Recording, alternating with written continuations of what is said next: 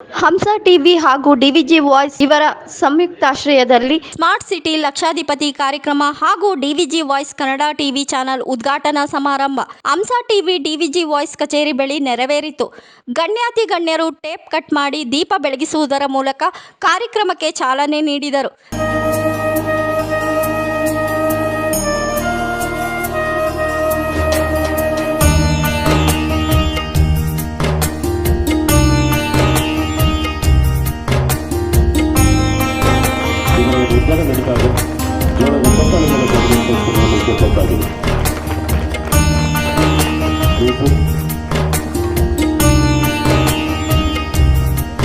ಕಾರ್ಯಕ್ರಮ ಉದ್ದೇಶಿಸಿ ಶ್ರೀ ಶ್ರೀ ಶ್ರೀ ರಾಮಲಿಂಗೇಶ್ವರ ಮಹಾಸ್ವಾಮಿಗಳು ಕೆಂಗಾಪುರ ಮಠ ಚನ್ನಗಿರಿ ತಾಲೂಕು ಇವರು ಮಾತನಾಡಿ, ನಾವೆಲ್ಲ ಮನುಕುಲದವರು, ಮೃಗಗಳಂತೆ ಇರಬಾರದು. ಮಾನವ ಜನ್ಮ ಎಲ್ಲ ಜೀವರಾಶಿಗಿಂತ ಶ್ರೇಷ್ಠವಾಗಿದೆ. ಈ ಮನುಕುಲ ಎಂದು ಮಾನವ ಜನ್ಮದ ಬಗ್ಗೆ ತಿಳಿಸುತ್ತಾ ಹಂಸ ಟಿವಿ ಡಿವಿಜಿ ವಾಯ್ಸ್ ಟಿವಿ ವಾಹಿನಿಗಳು ಜಗತ್ತಿಗೆ ಬೆಳಕಾಗಲಿ, ಯಾವಾಗಲೂ ಸತ್ಯದ ಕಡೆ ಈ ವಾಹಿನಿಗಳು ಮುಖ ಮಾಡಲಿ ಎಂದು ಆಶೀರ್ವಾದಿಸಿದರು. ಹಂಸ ಟಿವಿ ಹಾಗೂ ಡಿವಿಜಿ ವಾಯ್ಸ್ ಇವರ ಸಂಯುಕ್ತ ಆಶ್ರಯದಲ್ಲಿ ಸ್ಮಾರ್ಟ್ ಸಿಟಿ ಲಕ್ಷಾಧಿಪತಿ ಕಾರ್ಯಕ್ರಮ ಉದ್ಘಾಟನೆ ಕಾರ್ಯಕ್ರಮನ ನೆರವೇರಿಸಿಕೊಟ್ಟಿದ್ದು ತುಂಬ ಸಂತೋಷ. ಏಕೆಂತಂದರೆ ಇವತ್ತು 78ನೇ ವರ್ಷದ ಸ್ವಾತಂತ್ರ್ಯೋತ್ಸವದ ಅಂಗ. ಆ ಸ್ವಾತಂತ್ರ್ಯವನ್ನು ಮುಗಿಸಿಕೊಂಡ್ಬಿಟ್ಟು ಇವತ್ತಿನ ದಿವಸ ಇದು ಪ್ರಪ್ರಥಮವಾರಿಗೆ ಈ ಒಂದು ಸಂಯುಕ್ತ ಆಶ್ರಯದಲ್ಲಿ ಇದು ನಡೀತಾ ಇದೆ ಸ್ಮಾರ್ಟ್ ಸಿಟಿ. ಇದು ಮುಂದೆ ಲಕ್ಷ ದೀಪ ಹೆಂಗೆ ಇರ್ತದೋ ಹಂಗೆ ಲಕ್ಷ ದೀಪವಾಗೇ ಇದು ಬೆಳಗಲಿ ಅಂತಂತೇಳ್ಬಿಟ್ಟು ಆಶ್ರಮವನ್ನು ಹೊರಗೆ ಕೊಡ್ತಾ ಒಂದೆರಡು ಮಾತಾಡಲಿಕ್ಕೆ ನಾನು ಇಷ್ಟಪಡ್ತಾ ಇದ್ದೀನಿ. ನನ್ನ ಪ್ರೀತಿ ಮಮತೆಯ ವಿದ್ಯಾರ್ಥಿಗಳೇ ಹಾಗೂ ನನ್ನ ಪ್ರೀತಿ ಮಮತೆಯ ಮನುಕುಲದ ಬಂಧುಗಳೇ, ನಾವು ಮಾನವರಾಗಿರಬೇಕೇ ವಿನ ಮೃಗವಾಗಬಾರದು.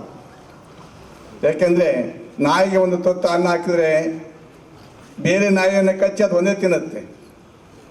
ಅದೇ ಕೋಳಿಗೆ ಒಂದು ತುತ್ತು ಅನ್ನ ಹಾಕಿದರೆ ಕೊಕ್ಕೊ ಅಂತ ಹೇಳ್ಬಿಟ್ಟು ಬಳಗದಲ್ಲೇ ಸೇರಿಸಿ ತಿನ್ನುತ್ತೆ.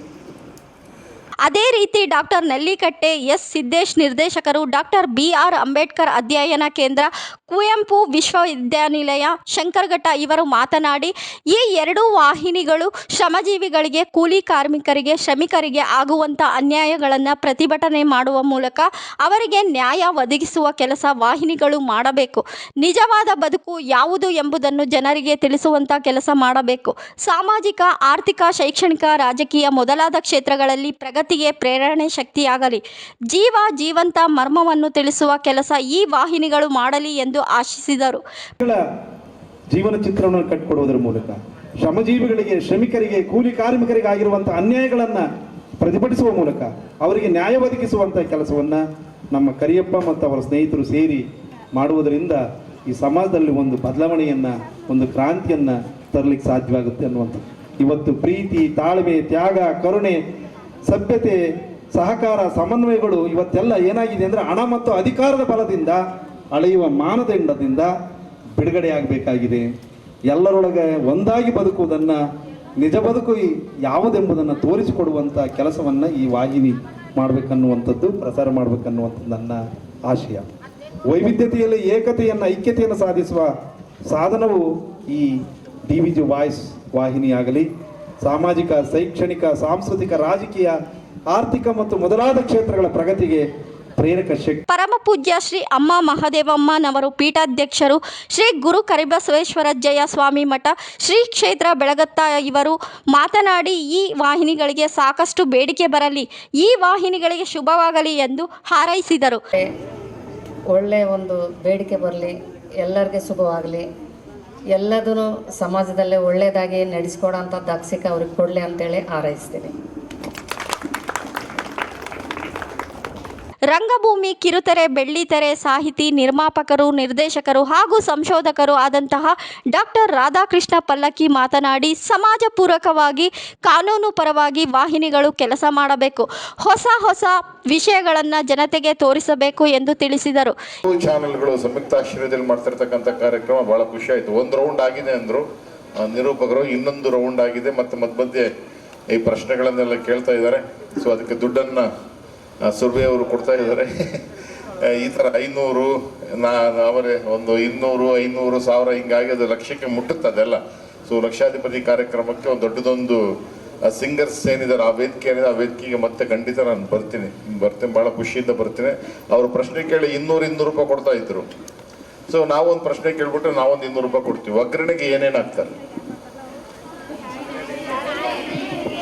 ಒಗ್ಗರಣೆಗೆ ಎಣ್ಣೆ ಸಾಸಿವೆ ಹಾಕ್ತಾರೆ, ಮತ್ತೇನು ಹಾಕ್ತಾರೆ?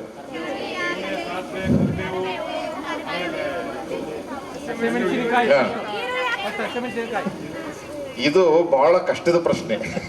ನೀವು ರಾತ್ರಿ ಎಲ್ಲ ಒಗ್ಗರಣೆಗೆ ಏನಾಗ್ತಾರೆ ಆಡ್ ಆಗ್ತಾ ಬರ್ತಾರೆ. മനസ്സിലാവും, കുട്ടിക്ക് മനസ്സിലാവും. ആരെങ്കിലും മലയാളികളുണ്ടോ അവിടെ? ഉണ്ടോ? ഉണ്ടോ? ಪಕ್ಕ ಕನ್ನಡ ಮಾತಾಡ್ತೀನಿ, ನಾನು ಪಕ್ಕ ಕನ್ನಡದವನ, ಅಷ್ಟು ಹೆದರ್ಕೊಂಬೇಡ್ರಿ ಯಾರು. ವೇದಿಕೆ ಮೇಲೆ ಇರ್ತಕ್ಕಂಥ ಗುರುಗಳಿಗೆ, ಮಾತೃಶ್ರೀ ಅವರಿಗೆ,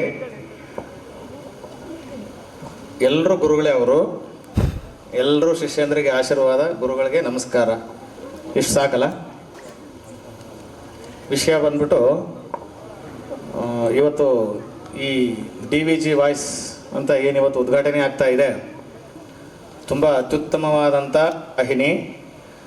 ಮೊದಲನೇ ಮಾತು, ಈ ಬೇರೆ ವಿಷಯಗಳನ್ನು ಮಾತಾಡೋಕ್ಕೆ ನನಗೆ ಬರಲ್ಲ. ಯಾಕೆಂತ ಹೇಳಿದ್ರೆ ನನ್ನ ಪ್ರೊಫೆಷನ್ ಒಂಚೂರು ಬೇರೆ. ಜಾತಕ ನೋಡು, ಜ್ಯೋತಿಷ ಅಂತ ಹೇಳಿದ್ರೆ ಏನೋ ಮಾಡಿಬಿಡ್ತೀನಂತೆ. ಈ ಬೇರೆ ವಿಷಯಗಳನ್ನ ಮಾತಾಡ್ರಿ ಅಂತ ಹೇಳಿದ್ರೆ ನಮಗೆ ಮಟೀರಿಯಲ್ ಇರೋಲ್ಲ ನಮ್ಮ ಹತ್ರ. ಈಗ ವೇದಿಕೆಯಲ್ಲಿರ್ತಕ್ಕಂಥ ಶ್ರೀಗಳು, ಪರಮ ಪೂಜರು, ಮಾತೆಯರು, ಅವ್ರ ಹತ್ರ ಬಹಳ ಸರ್ಕಗಳಿರ್ತವೆ, ಅವ್ರು ಮಾತಾಡ್ತಾರೆ. ಬಟ್ ನಮ್ಮ ಹತ್ರ ಸರ್ಕರಲ್ಲ, ಬರೀ ಮ್ಯಾಥಮೆಟಿಕ್ಸ್ ಮಾಡ್ತಾ ಇರ್ತೀವಿ. ಸೊ ಹಾಗಾಗಿ ಸ್ವಲ್ಪ ಮಾತು ಕಡಿಮೆ ಇರ್ತದೆ, ಬೇಜಾರಾಗಬಾರ್ದು. ವಿಷಯ ಇಷ್ಟೇ, ವಾಹಿನಿ ತುಂಬ ಚೆನ್ನಾಗಿ ಎಲ್ಲ ಭಾಳ ಕಷ್ಟಪಟ್ಟು ಶ್ರಮದಿಂದ ಮಾಡ್ತಾ ಇದ್ದಾರೆ. ಕರಿಯಪ್ಪ ಅವರು, ಅವರ ಸ್ನೇಹಿತರು ಸುರ್ವೆ ಅವರು. ಈ ಚಾನೆಲ್ ತುಂಬ ಯಶಸ್ವಿ ಆಗಲಿ. ಈ ಕಾರ್ಯಕ್ರಮಕ್ಕೆ ಬಂದಂತಹ ವಿದ್ಯಾರ್ಥಿಗಳಿಗೆ ನಿರೂಪಣೆ ಮಾಡಿದಂತಹ ನೂರುಲ್ಲಾ ಅವರು ಕೆಲವು ಪ್ರಶ್ನೆ ಕೇಳುವ ಮುಖಾಂತರ ಉತ್ತರ ನೀಡಿದವರಿಗೆ ಹಣವನ್ನು ನೀಡುವಂತಹ ಕಾರ್ಯ ಜರುಗಿತು.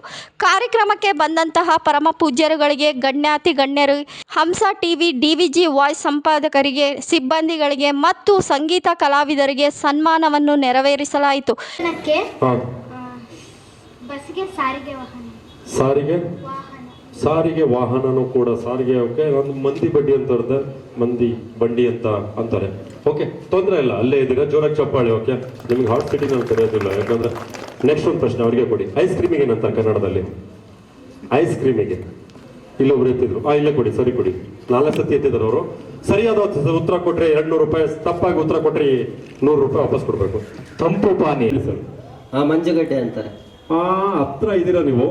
ಮತ್ತೆ ಯಾರು ಟ್ರೈ ಮಾಡಲಾದ್ರೆ ನಿಮ್ಗೆ ಕರಿತೀನಿ ಹಾಟ್ಸ್ಪಿಟಿಗೆ. ಮಂಜಿನ ಮಿಠಾಯಿ. ಮಿಠಾಯಿ ಎಂತ? ಇಲ್ಲ. ಓಕೆ, ಮತ್ತೊಬ್ರು ಯಾರ ಟ್ರೈ ಮಾಡ್ತೀರಾ? ಬೇಗ, ಕಾಲಾವಕಾಶ ಬಹಳ ಕಡಿಮೆ ಇದೆ, ಇನ್ನೂ ಮಾತಾಡೋದಿದ್ದಾರೆ. ಟ್ರೈ ಮಾಡಿ, ಏನು ದುಡ್ಡು ಕೊಡೋಂಗಿಲ್ಲ. ತಮ್ಮ ಹೆಸರು? ಕೆನೆ ಸರಸ್ವತಿ ಅಂತ. ಬನ್ನಿ, ಗುಡ್. ಕೆನೆ ಮಂಜು ಅಂತಾರೆ. ಸರಿಯಾದ ಉತ್ತರ, ಜೋರಾಗಿ ಚಪ್ಪಾಳೆ ಮೂಲಕ ಗಮನಿಸಬೇಕು. ಬನ್ನಿ, ನೀವು ಹಾಟ್ ಸಿಟಿಗೆ ಸೆಲೆಕ್ಟ್ ಆಗಿದ್ರೆ. ಈಗ ಸರಿಯಾದ ಉತ್ತರ ಕೊಟ್ಟರೆ ಮೊದಲ ಪ್ರಶ್ನೆಗೆ ನಿಮಗೆ 200 ರೂಪಾಯಿ ಇರುತ್ತೆ. ಬನ್ನಿ ಈ ಕಡೆ, ಫಾಸ್ಟೆಸ್ಟ್ ಫಿಂಗರ್ ಅಲ್ಲಿ ಪಾಸ್ ಆಗಿದ್ರೆ ಅಲ್ಲೇ ಹೇಳ್ತೀರಾ, ತೊಂದರೆ ಇಲ್ಲ, ಅಲ್ಲೇ ಹೇಳ್ಬಿಡಿ. ಓಕೆ, ನಿಮ್ಗೆ ಪ್ರಶ್ನೆ ಅಕ್ಕಪಕ್ಕ ಯಾರು ಹೇಳ್ಬಾರ್ದು ದಯವಿಟ್ಟು. 200 ರೂಪಾಯಿಗೆ ಮೊದಲನೇ ಪ್ರಶ್ನೆ ನಿಮಗಾಗಿ. ಕನ್ನಡದ ಮೊದಲನೇ ಚಿತ್ರ ಯಾವುದು? ಕನ್ನಡದ ಮೊದಲನೇ ಚಿತ್ರ ಆಪ್ಷನ್ಸ್ ಆರ್. ಈ ಒಂದು ಕಾರ್ಯಕ್ರಮಕ್ಕೆ ಶ್ರೀ ಶ್ರೀ ರಾಮಲಿಂಗೇಶ್ವರ ಮಹಾಸ್ವಾಮಿಗಳು, ಪರಮ ಪೂಜ್ಯ ಶ್ರೀ ಅಮ್ಮ ಮಹದೇವಮ್ಮನವರು, ಡಾಕ್ಟರ್ ರಾಧಾಕೃಷ್ಣ ಪಲ್ಲಕ್ಕಿ, ಡಾಕ್ಟರ್ ನೆಲ್ಲಿಕಟ್ಟೆ, ಎಸ್ ಸಿದ್ದೇಶ್, ಶ್ರೀ ಅರ್ಜುನ್ ಪೊಂಗಣ್ಣನವರ್, ಶ್ರೀ ನಾಗೇಂದ್ರಪ್ಪ, ಶ್ರೀ ಸುಜಾತ ನಾಗರಾಜ್ ಹಾಗೂ ವಾಹಿನಿಗಳಿಗೆ ಸಂಬಂಧಪಟ್ಟ ಪ್ರತಿಯೊಬ್ಬ ಸಿಬ್ಬಂದಿಗಳು ಕೂಡ ಭಾಗಿಯಾಗಿದ್ದರು.